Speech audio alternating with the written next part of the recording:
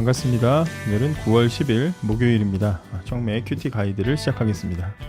오늘 해당하는 본문은 창세기 42장 18절부터 38절까지의 말씀입니다. 여기는 피터 방송실입니다.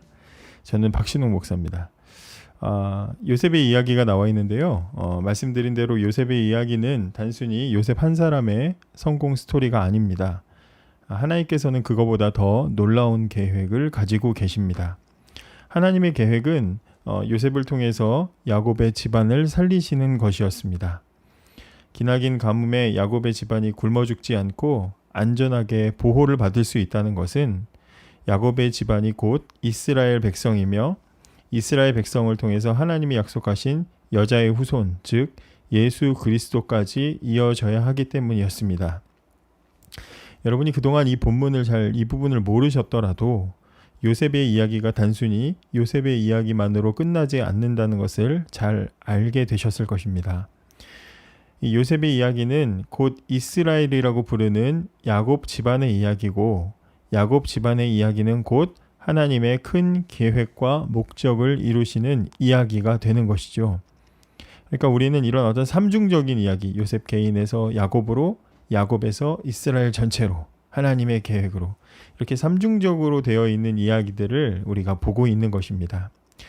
그러므로 이 부분을 생각할 때 우리는 이렇게 적용할 수가 있습니다. 요셉을 공격하고 방해하는 것은 곧 이스라엘을 공격하고 방해하는 것과 같은 것이고, 이스라엘을 공격하고 방해하는 것은 곧 하나님의 계획과 목적을 방해하는 것이 됩니다.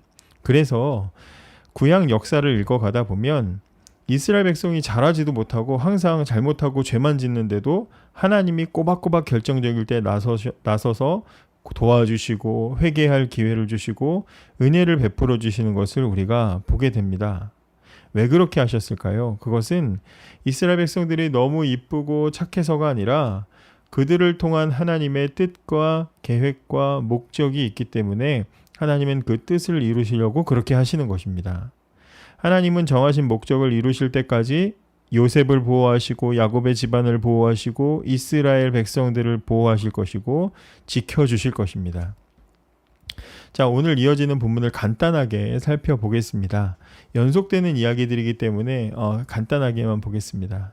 요셉은 가두었던 형들을 풀어주었고요. 집으로 돌려보냈습니다. 그리고 형들에게 당신들이 이 곡식을 얻으려면 정직함을 증명해야 된다.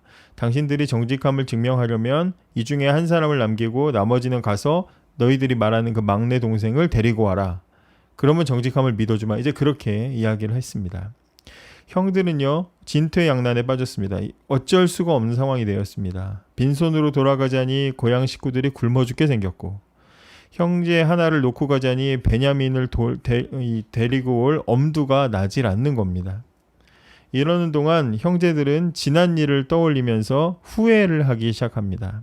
오늘 성경에 보면 자신들이 과거에 동생 요셉에게 몹쓸 짓을 한 대가를 지금 받는다, 그러면서 굉장히 후회하고 있는 모습을 보게 됩니다. 형들이 낯선 이집트에 와서 억울한 일을 겪다 보니까 혼자 알지도 못하는 곳에 노예로 팔려갔던 어린 동생 요셉이 생각이 났던 것이죠.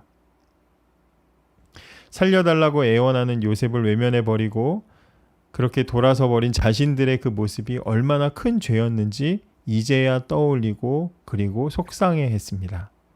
맏형인 르우벤은 강하게 책망하면서 거 봐라, 그때 그렇게 죄짓지 말자고 내가 설득했는데 듣지 않더니 어디 봐라, 꼴 좋다, 이러면서 말했습니다. 그러나 아무도 르우벤의 말에 반박하지 못했습니다. 뼈를 때렸기 때문이죠. 자기들이 같은 처지가 되어서 동생의 심정을 간접적으로 경험해보고 나니까 자신들의 잘못을 인정하지 않을 수가 없었던 것입니다. 형들이 서로 후회하면서 대화를 나눌 때 요셉은 지금 자신을 형들이 모르기 때문에 마치 이집트인인 척 통역을 통해서 대화했지만 사실은 형들의 말을 다 알아듣고 굉장히 속상해하고 있었습니다. 그래서 가만히 듣고 있기가 너무 어려워서 따로 방에 들어가서 한참을 울다가 다시 돌아옵니다. 즉시라도 당장이라도 정체를 밝히고 형님들 접니다 하고 안아주고 싶었겠지만 요셉에게는 아직 할 일이 남아 있었죠. 요셉은 형제들을 돌려보내면서 베냐민을 데려오라고 합니다. 그리고 형제들이 올 때까지 한 사람을 남겨두는데 형제들이 보는 앞에서 시므온, 둘째 형 시므온을 결박하고 데려갔습니다. 그러니까 눈앞에서 이 자기 형제 중에 하나인 시므온이 결박해서 이제 끌려가는 모습을 이 형들은 보고 이제 돌아갔으니 그 발걸음이 얼마나 무거웠겠어요. 형제들은 이집트에 홀로 남겨둔 시므온을 걱정하면서 집으로 돌아갑니다. 형제들은 시므온을 생각하면서 아마 13년 전 멀리 혼자 떨어뜨려 보냈던 요셉이 생각났을 겁니다. 그때만 해도 시기와 질투와 막 분노의 감정에 가려져서 자기들이 지금 뭘 하고 있는지도 잘 몰랐지만, 그러나 이제는 그것이 너무나 무거운 죄책감으로 다시 돌아와서 형들의 마음을 짓눌렀습니다. 아, 그래, 그랬었지. 동생은 얼마나 무서웠을까. 뭐 온갖 생각을 하게 되는 거죠. 이집트에서 정신없이 3박 4일을 보냈던 형들의 마음이 변하기 시작했습니다. 예전에는 모두를 위해서 미워했던 한 사람 요셉을 쉽게 버렸던 이 형들이 이제는 남겨두고 온 시므온 하나를 위해서 모두가 다 염려하며 걱정하고 있습니다. 형들은 원래 하나도 변하지 않았던 사람들이었습니다. 그런데 지난 3일 동안 하나님께서 이 형들을 막 흔들어 버리시니까 형들의 마음이 깨지고 변하기 시작한 거죠. 아버지 야곱은 어떨까요? 아버지 야곱은 여전히 자식들을 편애했습니다. 야곱은 요셉을 잃고 이제 베냐민에게 집착하는 상황이었습니다. 근데 이 형제들이 돌아왔고요. 이집트에서 있었던 일을 듣게 되었습니다.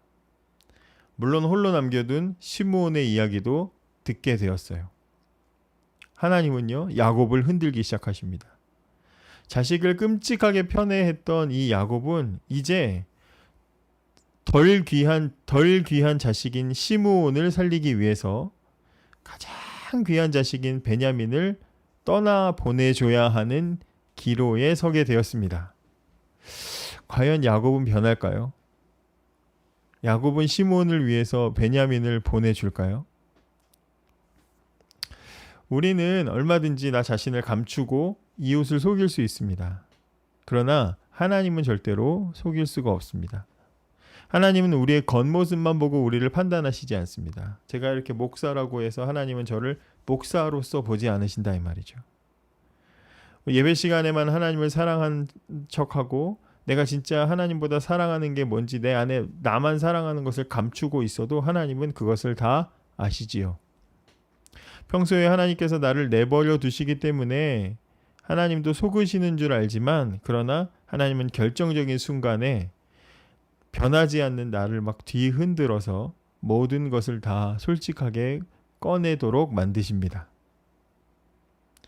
요셉의 형들은 지난 13년 동안 까맣게 잊고 있었던 이 죄책감, 이것이 불쑥 올라와서 후회했습니다. 야곱은 이제 그만 베냐민을 놓아주라는 하나님의 숙제를 받고 고민하는 것으로 오늘 본문이 끝납니다. 매정하게 동생을 팔아버린 파렴치한 형들, 자식을 편애해서 나머지 자식들에게 상처를 주고 이런 모든 끔찍한 일들을 만든 원인이 되었던 아버지, 이것이 원래 그들의 모습입니다. 하나님은 그것을 정확하게 보고 계셨죠. 그리고 결정적인 순간에 그것들이 스물스물 다 기어나오게 만들었습니다. 베드로는 평소 가장 눈에 띄는 제자였고 예수님의 1등 제자로 보였지만, 그러나 그는 예수님이 잡히시고 재판받으시는 동안 그 결정적인 순간에 자기가 얼마나 형편없는 배신자인 것을 마주하게 되지요. 내가 아무리 착하고 좋은 가면을 쓰고 있어도 하나님은 언젠가 내 가면을 다 벗기실 것입니다. 감추었던 나의 정체가 다 하나님 앞에서 드러나는 날이 올 거다 이 말이죠. 그러나 그렇다고 해서 하나님 피해야 되겠다, 떠나야 되겠다, 가인처럼 하나님을 피하고 떠나는 것이 아니라, 그러나 무거운 죄책감이 느껴지고 부끄러운 내 정체가 하나님 앞에서 다 까발려졌다고 해서 너무 낙심하지 마십시오. 왜냐하면 그 자리, 부끄러워진 그 자리에서부터 하나님께서는 나를 고치시고 나를 새롭게 하실 것이기 때문입니다. 주사 맞을 땐 아프지만 그 아픔이 독감을 예방해 주는 것처럼 나의 부끄러움을 인정하고 받아들이고 깨닫는 순간 내 영혼은 하나님의 치료를 받기 시작하게 될 것입니다. 오늘은 기도하실 때 하나님께서 모든 것을 아시면서도 여전히 우리를 사랑하시고 인도해 주신다는 것에 감사하는 기도를 드리시기 바랍니다. 언제나 지금보다 더 나은 삶을 살 수 있도록 우리를 인도하시는 하나님이 계셔서 오늘도 참 좋은 하루입니다. 감사합니다.